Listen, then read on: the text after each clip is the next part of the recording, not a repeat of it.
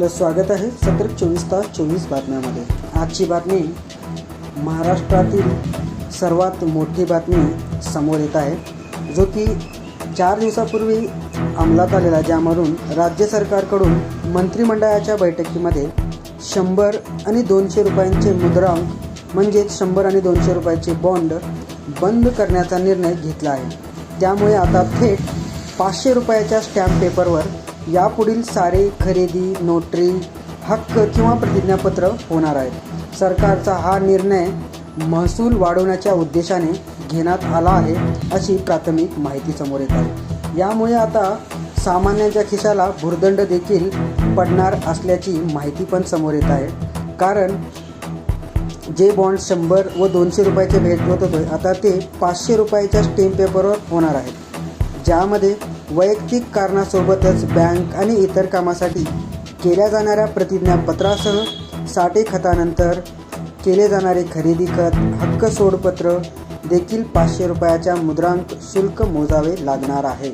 ही सर्वात मोठी माहिती समोर येत आहे। परंतु यावरती विरोधी पक्ष नेते विजय वडेट्टीवार यांनी सरकारच्या या निर्णयावर टीका केलेली आहे।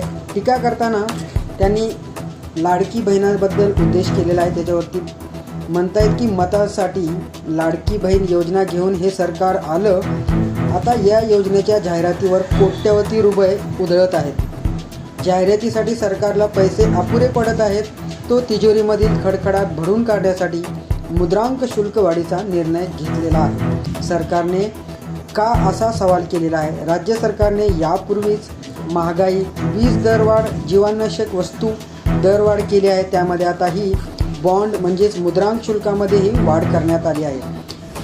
पुढे ते असे पण म्हणाले की जो स्टॅम्प पेपर, सामंजस्य करार, प्रतिज्ञापत्र, वाटणीपत्र, तसेच खरेदी खत, खरेदी विक्री, करार जमीन, व्यवहार, तसेच लग्न नोंदणी, बँक प्रतिज्ञापत्र या कामकाजासाठी लाखोंची मुद्रांक विक्री होते। दरम्यान बँका व इतर ठिकाणाहूनही मुद्रांक खरेदी केली जाते। परंतु आता 100-200 रुपयाचे बॉन्ड मुद्रांक भेटणार नसले तरी 500 रुपयाचे मुद्रांक भेटणार असल्याची प्राथमिक माहिती समोर येत आहे।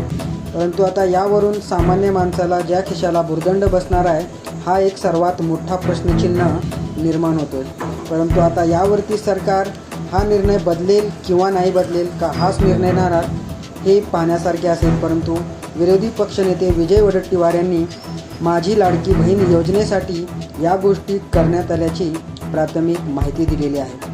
आता पाहण्यासारखे असेल की या योजनेचा बदल होतो किंवा नाही, किंवा मुद्रांक 100-200 रुपयेच राहतात की 500 रुपयाचाच मुद्रांक सुरू राहणार। तसेच अधिक माहिती पाहण्यासाठी चॅनलला सबस्क्राईब करा, बातमीला शेअर करा व अद्याप आपण आमच्या चॅनलला सबस्क्राईब केले नसेल तर सबस्क्राईब करा।